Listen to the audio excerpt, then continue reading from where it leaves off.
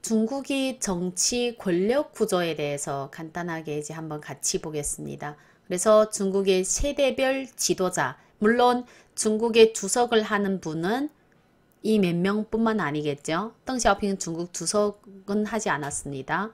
네, 그런데 중국의 세대별로 이제 봤을 때는 이 다섯 부분 인물로 이제 보게 됩니다. 중화인민공화국 성립돼서 현재까지, 그래서 1세대 지도자, 2세대 지도자, 3세대, 4세대, 5세대까지 왔다. 이렇게 얘기를 합니다. 자, 그러면 여기에서 먼저 그림을 한번 같이 볼게요. 네. 그래서 지금 현재 중국의 주석은 누구십니까? 시진핑 주석이죠. 네. 그러면 여기가 현재입니다. 현재 지도자 시진핑 5세대 지도자를 얘기합니다. 그래서 이 사람에 대해서 간단하게 보면 개혁파가 권력을 장악한 70년대 후반에 대학 교육을 받았다. 그 대학 교육을 받은 자예요. 70년대. 그리고 고학력자로 구성되어 있는 정권, 정권의 이제 참여자분들이 기본적으로 고학력자로 구성되었다. 이렇게 얘기합니다. 그래서 여기는 시진핑, 그 다음 리커치안 국무총리, 왕岐산 이 등이 있다. 그 다음 4세대, 그러니까 5세대 시진핑 전에 중국의 주석은 후진타오입니다. 네, 중국 내 정규 대학을 졸업하고 90년대에 중앙에 진출했습니다. 후진타오도 칭화대 졸업입니다. 칭화대 중국 제일 좋은 이 공대죠. 네, 그래서 후진타오, 원자보, 네, 정칭홍 이렇게. 자, 다음 3세대 짱저민 시대인데 짱저민 시대랑 덩샤오핑 시대가 조금 겹치는 부분이 있어요. 덩샤오핑이 97년도에 이제 서거를 하면서 짱저민이 93년도에 이제 주석을 했습니다. 그래서 그 기간 동안은 사실 짱저민이 덩샤오핑이 영향을 많이 받는 거죠. 그래서 짱저민은 해외 유학을 경험한 고학력자. 마찬가지로 짱저민도 공대생입니다. 그런데 해외 유학을 경험했습니다. 소련 등 동구에서 유학을 했고 80년대 여기에 후진타오보다 10년 좀 앞서서 네, 중앙에 진출을 했습니다. 짱저민 시대는 뭐 짱저민, 리펑, qiaoshi, 주렁지 등이 있습니다. 네, 그리고 덩샤오핑 시대. 덩샤오핑 시대는 이렇게 항일 투쟁과 국공내전에 참가한 시대입니다. 그리고 70년대 후반 중에 이제 중앙에 진출을 했는데 항일 투쟁, 국공내전을 다 이제 겪은 시대라는 게 이제 여기에 이제 특징이죠. 그래서 덩샤오핑 시대 때는 덩샤오핑,陈云, 후야오방, 뭐 짜오즈양, 후야오방, 짜오즈양은 다 나라 주석을 임명했었던 분들입니다. 그리고 1세대 1949년도에 건국 후 문화대 혁명 76년도까지 1세대라고 보는데 마찬가지로 중국 공산당 성립, 뭐 항일투쟁, 국공내전을 다 겪은 세대이죠. 그래서 이 세대는 마오쩌둥, 류샤오치, 조원라이 등이 있습니다. 1세대 지도자. 마오쩌둥과 류샤오치 이름은 문화대 혁명 때문에 여러분 더 잘 이해할 거라 생각하고 조원라이는 중국의 국무총리입니다. 네. 자, 그래서 중국은 세대별 지도자를 이렇게 볼 수가 있습니다. 1세대, 2세대, 3세대, 4세대, 5세대. 자, 그러면 중국의 정치 체제는 사회나 대중 압력에 크게 영향을 받지는 않습니다. 경제 발전에도 크게 영향을 받지는 않아요. 그래서 계승적 엘리트 중심 체제이다 이렇게 얘기를 한국에서 얘기를 하고 있네요. 한국은 이제 투표를 하고 있잖아요. 민주 투표를 하고 있는데 중국도 물론 투표를 하고 있습니다만 대부분은 특별하게 그 투표에 대한 의미가 크지는 않습니다.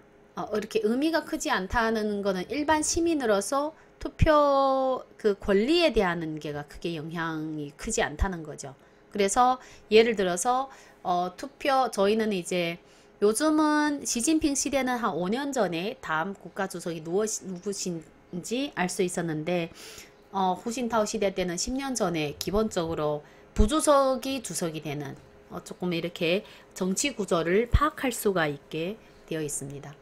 자, 그러면 중국 공산당은 사회 내 주요 권력을 독점하여 대중의 정치 참여는 상대적으로 배제되어 있다. 이렇게 봐야 되죠.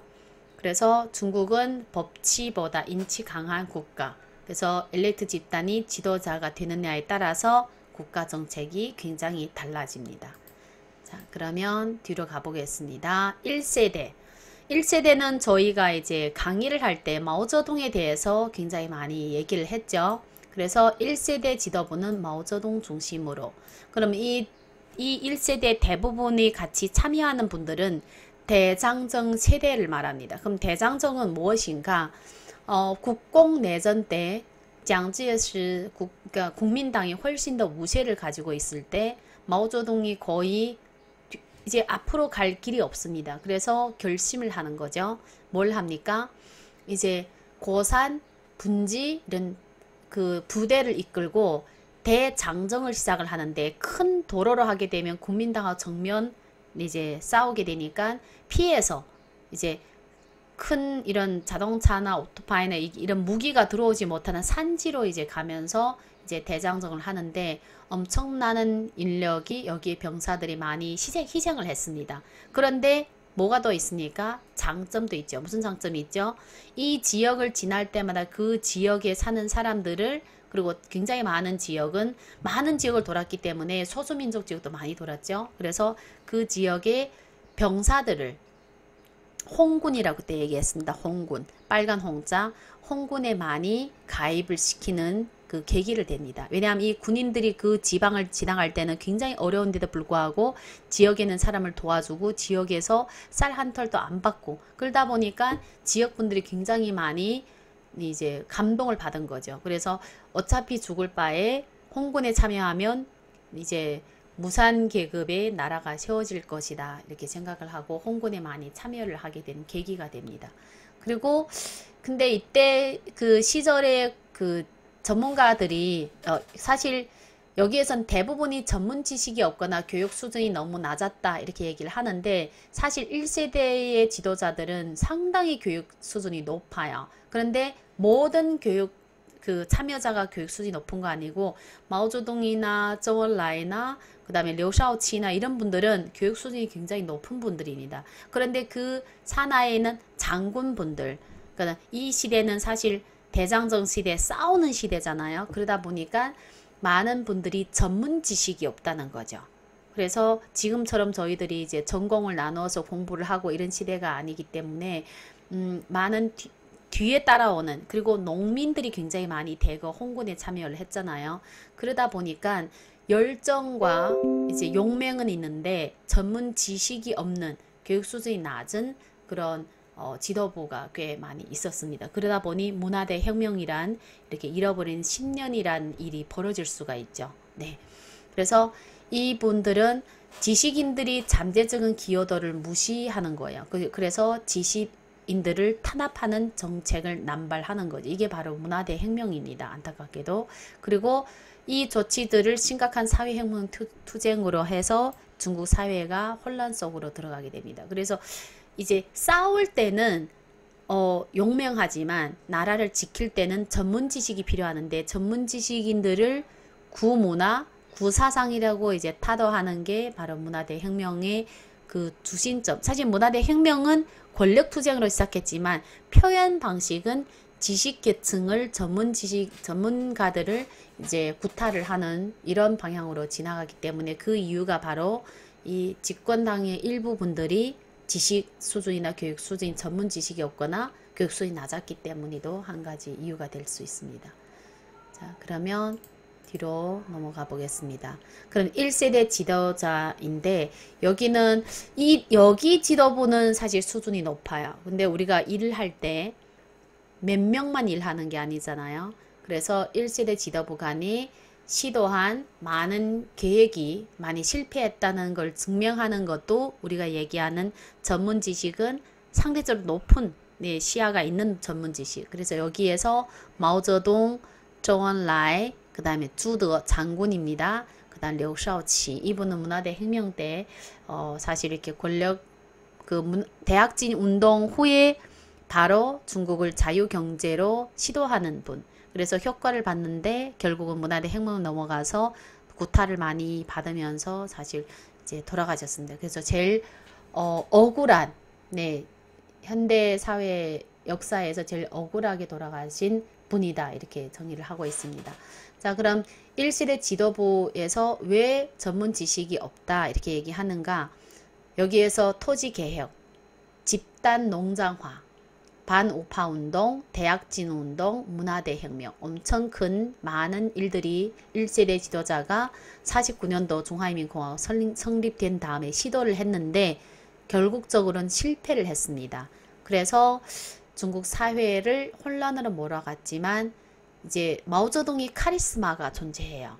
왜냐하면 신 같은 존재였거든요. 중화인민공화국을 설립했고, 물론 혼자 설립한 건 아니지만 어렵게 설립을 하면서 그 중국의 그 당시에 있던 90% 거의 농민이거든요. 이분들이 마오쩌둥 카리스마에 굉장히 이제 반해서 신처럼 모시는 거죠. 그러다 보니까 문화대 혁명에서 초창기에 홍웨이빙 많은 사람들이 마오쩌둥 오락을 외우면서 이제 뭐가 맞는지 틀렸는지를 판단하지 않고 하는 행위들이 벌어지는 거죠. 그래서 그 때문에 중국 경제와 사회는 후퇴하게 되는 거죠. 발전은 조금 있고 대부분 후퇴. 그래서 49년도부터 76년도간에 이제 1세대 지도부가 구성이 되어서 이제 전쟁에서 터에서 이제 나라를 발전시키는 데서는 실패를 했다, 이렇게 볼 수가 있습니다.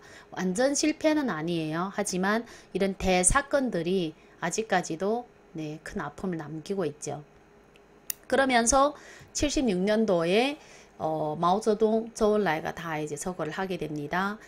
이제 76년도 끝난 다음에 덩샤오핑이 복귀를 하게 돼, 정치에 복귀를 하게 됩니다. 그럼 덩샤오핑도 사실 1세대와 같이 이제 전쟁에서 싸우고 피를 흘리고 이런 시대였지만 덩샤오핑보다 그 위에 분들이 사실 덩샤오핑 마오쩌둥 눈에 좀 낮죠. 왜냐하면 려샤오치와 같이 뭘 했습니까? 자유경제 발전을 했습니다. 그때 벌써 중국의 이제 개혁개방에 대한 조짐이 보인 거죠. 네. 그래서 2세대 지도부가 등장하면서 사회 분위기는 누구로 들어갔지만 정치 성향은 여전히 카리스마 정치. 누구 카리스마입니까? 2세대는 덩샤오핑이 카리스마입니다. 그래서 덩샤오핑이 복구한 다음에 이제 후야오방, 중간에 본 후야오방, 짜오즈양 이분들이 나라 주석을 했지만 사실 덩샤오핑이 원하는 방향으로 가려고 한다는 거죠. 그래서 마오쩌둥 시대의 주자파는 이제 자본주의 길을 걷는 사람이다, 이런 뜻이에요. 고초를 겪었던 인물들로 마오쩌둥과 사인방이 사라지면서 등장을 하게 됩니다. 그래서 주자파, 이게 자본주의 경제를 관심 있는 분들, 시도하려 하는 분들이 문화대 혁명 때 탄압을 받다가 이제 마오쩌둥과 사인방이 사라지면서 이제 등장하는 게 바로 2세대. 그래서 중국은 개혁개방이 가능했던 겁니다. 그래서 2세대 지도부는 마오쩌둥의 고초를 겪었지만 권력을 쥔 후에는 그를 비판하지 않습니다. 그래서 뭐라고 주장을 했습니까? 잘못한 것이 30%, 잘한 것이 70%라고 추앙을 해서 지금도 마오쩌둥이 공과 가를 보게 되면 30, 70입니다. 공이 더 커요. 그리고 과가 적고, 중국의 천안문 광장에 보면 마오쩌둥 상을 걸어놨습니다. 지금 중국의 화폐를 봐도 마오쩌둥입니다. 이게 좀 한국하고 조금 다른 부분이 있는 것 같아요. 저는 이제 한국에 11년 정도 있었는데 정치가 좀 민주적이잖아요. 그러면 정치인이 내려올 때마다 그 정치인에 대한 굉장히 많은 그러니까 뭐 다 본 건 아니지만 제가 왔을 때 걸 보면 항상 이제 검사에 불려가고 감옥에 가고 이렇게 되어 있더라고요. 근데 중국은 좀 다르죠. 정치인이 감옥 가는 거는 부정부패 때문에 가는 경우는 있지만 이렇게 사실 굉장히 큰 실수를 했는데도 불구하고 이제 이거에 대해서 이제 사실 덩샤오핑은 마오쩌둥 눈에 났기 때문에 그 문화대 혁명 때 엄청나게 사실 구타도 받고 덩샤오핑 아들도 장애로 됐어요. 그런데도 불구하고 잘못한 것이 30%라면 70%가 잘한 것이다. 그래서 덩샤오핑도 사실 계획 개방을 하면서 천안면 사태가 벌어졌잖아요. 마찬가지로 이것도 잘못한 부분인데 중국은 이거에 대해서는 잘못한 것은 있지만 잘한 게 더 많다. 이렇게 예, 그 정권에 대한 보호라고 얘기해야 되나요? 네. 자, 그러면 중국 공산당은 집권을 정당하기 위해서 덩샤오핑은 천안문 광장에 마오쩌둥이 초상화를 걸어서 중국 공산당 중국 지배를 정당화하고 있다. 이렇게 얘기를 합니다. 그래서 중국 공산당 내부에서는 사실 갈등이 있을 수 있죠. 근데 외부로 비춰졌을 때는 같은 정당이 하고 있다는 것을 항상 강조를 합니다. 네, 이게 쉽지는 않는 결정인데 지금도 그렇게 가고 있다고 보면 되겠습니다. 자, 이 세대 지도부 가장 큰 업적은 개혁개방. 그래서 개혁개방을 통해서 사회주의 국가에 자본주의 뭡니까? 시장경제를 도입했습니다. 그리고 더 큰 거는 중국은 두 지역이 자본주의 제도를 하고 있는데 그게 바로 홍콩, 마카오입니다. 그래서 일국 그 마카오에는 자본주의 그 원래 체제 그대로 유지를 하게 하는 거죠. 그리고 대만 문제를 해결하기 위해서는 일국양제도라는 이론을 제시를 해서 중국을 조금 더 이제 통일 중국을 향한 그런 걸 내디뎠고, 또 개혁 개방을 통해서 이제 국가 경쟁력이 이제 향상됐지만 또 나중에는 89년도에 이제 심각한 인플레이즈 현상 때문에 많은 실업이 생기고 이제 대학생들이 시작을 해서 천안문 사태가 이제 나오기 시작을 하게 됩니다. 그래서 어떤 발전이든지 장점이 있는가 하면 그에 따른 단점이 있는 거죠.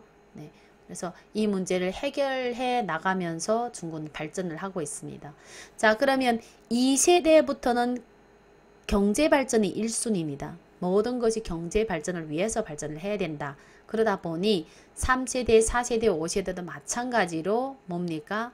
제일 중요한 거는 정치 성향은 변하지는 않지만 정치 개혁은 사실 많이 하진 않았지만 경제 개혁, 경제에 위한 거는 똑같이 가는 겁니다.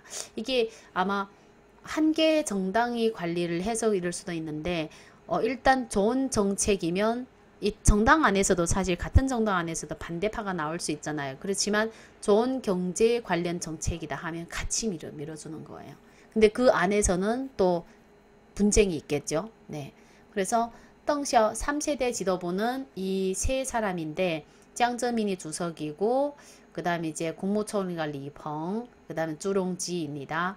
자, 이때도 마찬가지로 사실 개혁 개방이 굉장히 많은 그 경제 부를 창출한 동시에 또 많은 문제, 사회 문제를 많이 일어났는데 제 기억에 제가 이제 이때는 93년도 이제 고등학교를 올라간 시절 그리고 10년을 집권을 했기 때문에 대학교까지 졸업할 때까지는 대학원 졸업할 때까지 이분들이 계셨네요. 그러면서 뭘 겪었는가 하면 이제 경제가 많이 발전하면서 공유기업이 사실 굉장히 낙후해졌습니다. 그러면서 뭐가 필요한가 하면 인원을 줄여야 되거든요. 중국도 옛날에는 국유기업에 경쟁력이 없고 사람들이 굉장히 많아서 나라에서 굉장히 큰 부담을 가지는 기업들이 꽤 있었습니다. 이런 기업은 그냥 철밥통이기 때문에 특별하게 내가 노력을 안 해도 달달 돈 나오기 때문에 사람들은 뭐 하죠? 그냥 그 회사 그냥 다니는 거다 봐야 되죠. 그러다 보니 이 쭈롱지 이분이 올라와서 뭘 시작했는가 하면 그 여러 개의 새로운 단어를 이제 하게 되는데 그 중에 하나가 샤강입니다. 네, 샤강. 그래서 뭔가 하면 이제 이 그 자리에서 떠나는 거예요. 그런데 개혁 개방은 실시됐지만 78년도 실시됐지만 중국의 지역에서 한 번에 실시된 거 아니라 점에서 선에서 면으로 가잖아요. 그 점에 있지 않는 곳 사람들은 개혁 개방에 대한 느낌이 없어요. 그냥 뉴스에서 보는 다른 지역의 얘기를 한다 이렇게 생각을 하죠. 그래서 나는 내 지역에서 일터를 떠나는 걸 상상도 못하는 겁니다. 뭐 어떤 내 가게를 차린다 이런 거는 상상 못하는 시기이기 때문에 본인 일터를 떠나면 먹고 사는 방법을 할 줄 모르는 거예요. 그래서 이 시대의 사람들은 이 중국 사회를 한번 다시 구조를 하게 됩니다. 그래서 덩샤오핑 당시에는 이 그 인물들을 끌어올릴 때 개혁 개방에 걸맞게 전문 지식을 갖춘 인물들을 발탁했습니다. 덩샤오핑 시대가 이제 지나면서 최고 지도부, 다음의 지도부를 이제 양성을 할 때 전문 지식을 갖춘 인물들을 발탁하고, 그 다음 덩샤오핑은 당초 개혁 성향의 후야방 짜오즈양을 후계자로 발탁했으나 천안문 사태, 그때 생각이 다르기 때문에 모두 숙청을 했습니다. 그래서 후야방하고 짜오즈양 주석 자리에 내려오고 보수 성향 인물들을 발탁하게 된 거죠. 그래서 짱저민은 실제 어떻게 보면 천안문 사태 계기로 주석이 됐다고 보면 되겠습니다. 자, 그러면 제3대 등장 계기로 중국 정치계에 변화가 생겼습니다. 무슨 변화가 생겼는가? 혁명 세대들이 이제 97년도에 덩샤오핑이 서거를 하면서 혁명 세대들, 그러니까 혁명을 했던 세대들은 모두 사망을 합니다. 그래서 카리스마 정치라는 게 중국에서 이제 사라지고 대중 친화적인 인물들이 발탁돼요. 그러니까 그냥 국민들이 좋아하는 인물. 그래서 민족주의가 이제 등장하게 되는데, 짱저민은 이전 세대들에 비견되어서 3개 대표론을 발표합니다. 자, 그러면 이 3개 대표론을 발표해서 중국 공산당 이론적 지침에 채택되는데 무슨 뜻인가 하면, 옛날에는 중국 공산당에 가입을 하려면 무산계급자인, 그러니까 돈이 없어야 돼요. 잘 살고 이런 자영업자, 사형기업가 이런 분들은 공산당에 가입하기 힘들어요.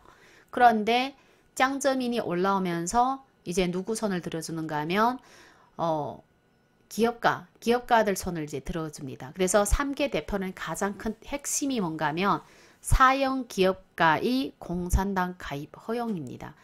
사형기업가라고 얘기하지만 사실은 어떻게 보면 작은 자본가라고 얘기할 수 있죠. 그래서 자본가도 중국 공산당에 가입해 활동할 수 있게 되는 계기가 됩니다. 그럼 그 전에는 누가 가입할 수 있냐? 무산계급. 왜냐하면 중국은 농민들이 만드는 나라라고 보면 되겠습니다. 그럼 농민들 그때 왜 힘들었을까요?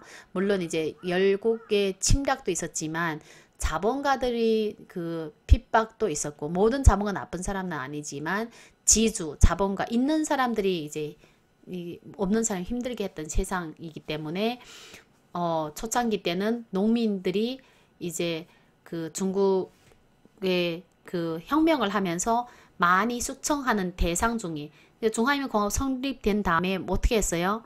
자본가들과 이제 이런 분들이 재산을 몽땅 나라에 이제 헌납을 하게 만들잖아요. 그런데 이제 계획 개방을 진행하면 다시 또 자본가가 나와요. 지식인도 나오고. 그래서 이제 이 자본가들도 중국 공산당에 가입을 하게 되면 상대적으로 뭡니까? 공산당의 비중, 그리고 공산당의 경쟁력도 달라지질 것 같다. 그래서 짱저민은 3개 대표론이란 이론을 만들었습니다. 그리고 이거를 중국 공산당 정책 이론의 지침으로 채택. 그렇기 때문에 1세대, 2세대, 3세대, 4세대, 5세대 세대가 들어간 사람들 다 자기 이론과 자기의 어떤 개념이 있습니다. 마오쩌둥은 마오쩌둥 사상, 덩샤오핑 이론, 짱저민은 3개 대표론이 짱저민 대표입니다. 이론이에요. 그래서 모든 당원들이 필수로 외우고 공부하고 해야 되는 이론. 자, 그러면 선진 사회 생산력을 대표해서 사형 기업가가 중국 공산당에 가입할 수 있고, 선진 문화 발전을 위해서 지식인들, 그래서 문화 콘텐츠 개발하는데 지식인자들이 많다. 그래서 지식인자는 공산당 가입을 해야 된다. 그리고 광대한 인민 근본 이익을 대표하는 노동자와 농민. 노동자는 도시에서 일하는 사람들 노동자에 속합니다. 농민은 농촌에서. 그래서 이 세 개 대표가 무엇입니까? 사실 사회의 대표죠. 그래서 모든 사람들이 중국 공산당에 가입할 수 있다. 근데 실제로는 제일 큰 변화는 뭡니까? 사형기업가에 공산당에 가입할 수 있다. 이거입니다. 자, 그 다음 4세대 지도부입니다. 4세대 지도부는 여기에 후진타오 주석, 그 다음 오방고, 원자바오 이렇게 이분들을 하는데, 여기에는 후진타오는 덩샤오핑에 의해서 장저민 다음 세대 후계자로 미리 지명되었습니다. 그래서 10년 전에 저희들은 어떤 후진타오가 다음에 네, 주석이다 이렇게 알고 있습니다. 자, 그러면 3세대는 4세대는 뭐가 이제 특징인가? 장저민 시대 때는 장저민이 굉장히 많은 주위의 이제 분들이 상해 지역의 출신이다. 다 상해시는 아니고 상해 지역, 상해의 근교, 상해의 그쪽으로 이제 집중되어 있는 출신들이 많아서 상해방이라고 합니다. 상해방. 방이라는 거는 이제 우리가 이제 모임이 아니라 옛날에 좀 세력 있는 사람들이 무슨 한 개 조직 이렇게 그래서 짱저민 계열 사람은 상해방인데 호진타오는 어디의 출신인가? 공청단입니다. 청이라는 거는 청년입니다. 그래서 공산당 청년단.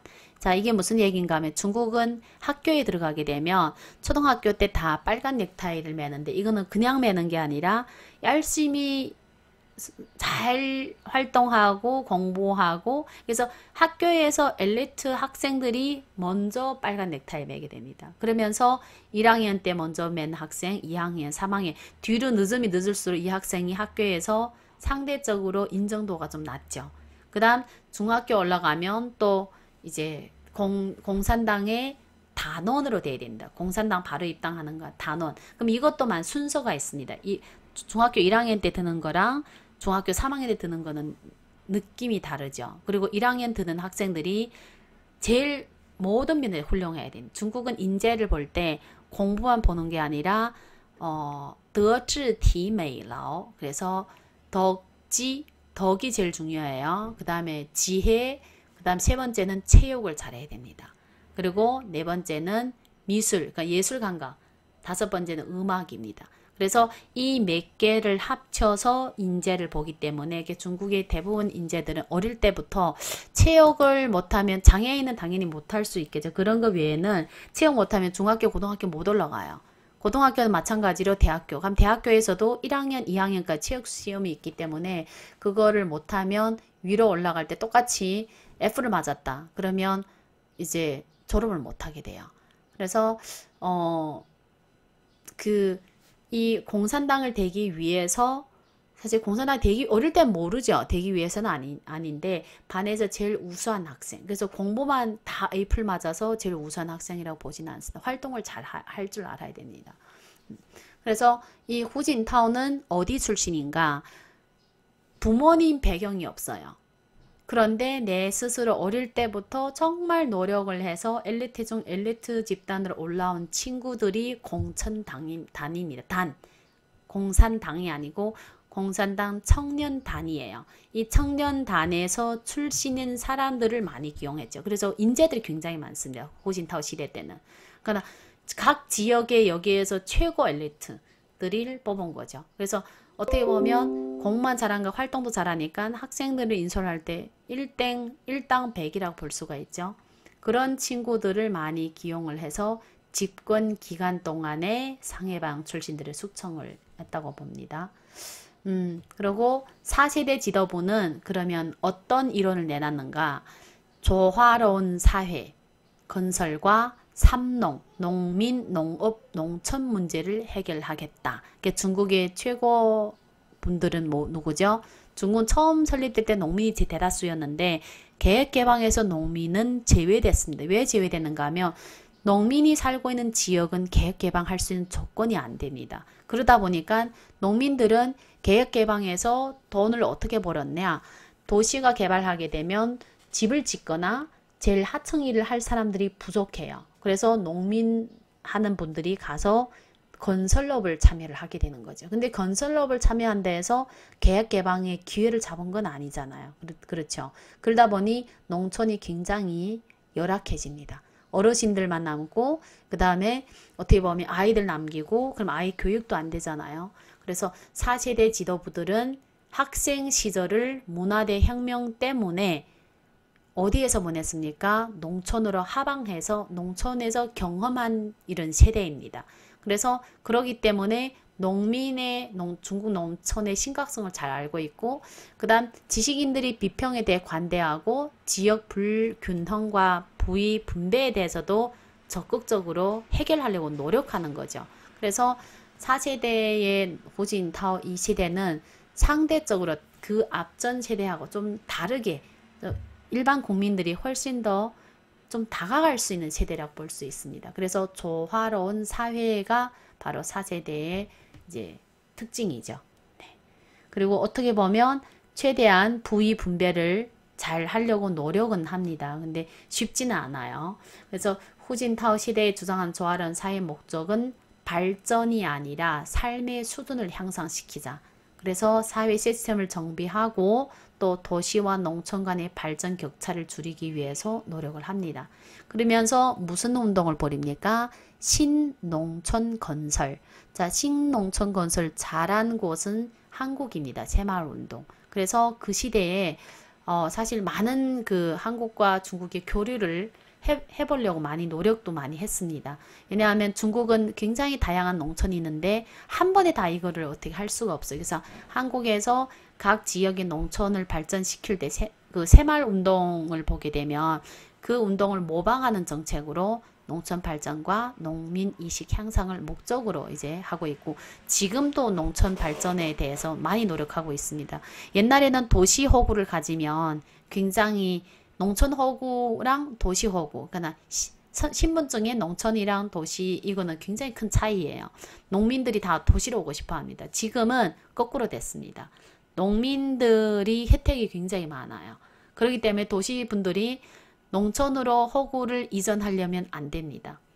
보호되어 있습니다. 그래서 어떤 농촌의 분들은 그냥 한번 발전하면서 나라에서 지원금이 내려오거든요.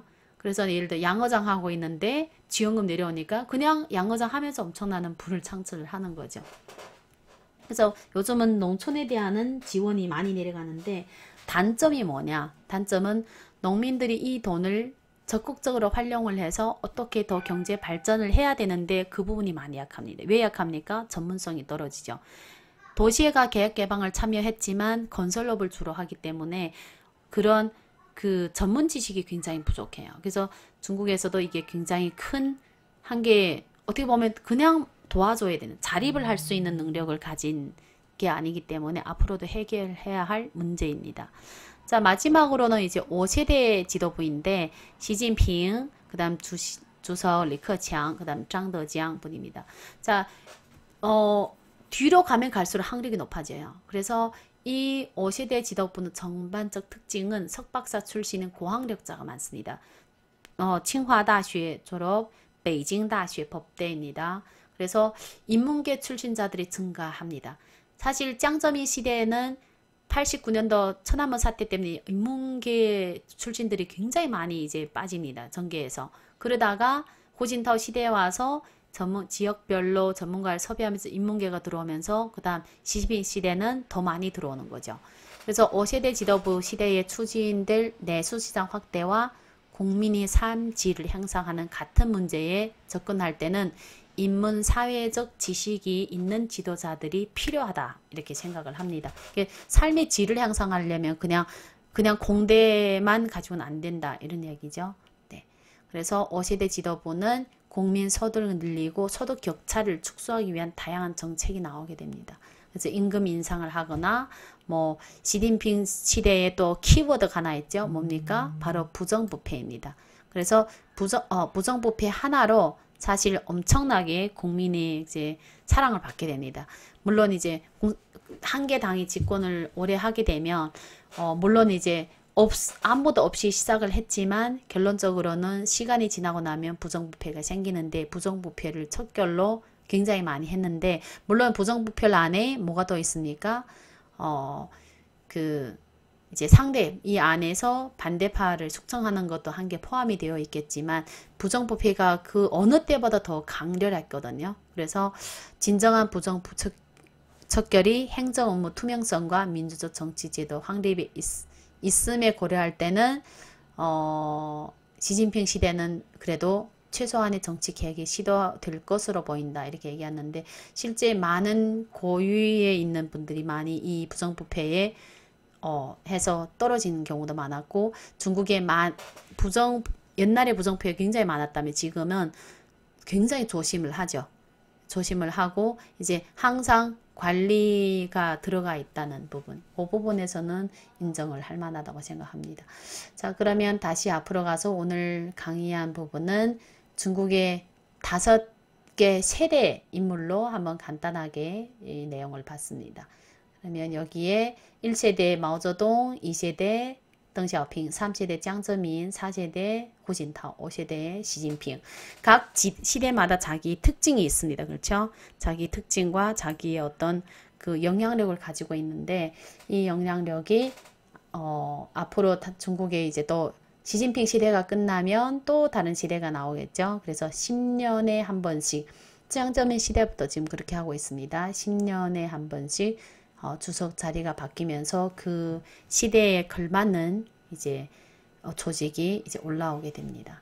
그래서 시대의 그 특징을 키워드를 몇 개 정도만 알고 있으면 요 시대에 대학교 다니거나 이 시대에 학교를 다니는 사람들 그 시대의 영향을 제일 많이 받습니다. 왜냐면 사상이나 이런 게 형성될 시기. 그러면 엮어보면 이 사람을 이해하게 되는 거죠. 그래서 중국은 10년, 어떻게 보면 10년 단위로 사람이 생각이 달라집니다. 사람 생각이 달라진다는 거는 시진핑 시대에 이제 그 중학교 이 시절 지낸 사람이랑 고진타오 시대에 지낸 사람은 생각이 다를 수밖에 없는 거죠. 나라의 정책이나 이제 방향 문제가 달라졌기 때문에. 그래서 오늘은 여기까지 강의를 하고 다음 시간 때는 중국의 구체적인 정치 권력 구조도에서 이제 같이 한번 보겠습니다. 내일 발표자 준비를 해주시고 오늘은 여기까지 수업 마치겠습니다. 자, 질문을 받겠습니다.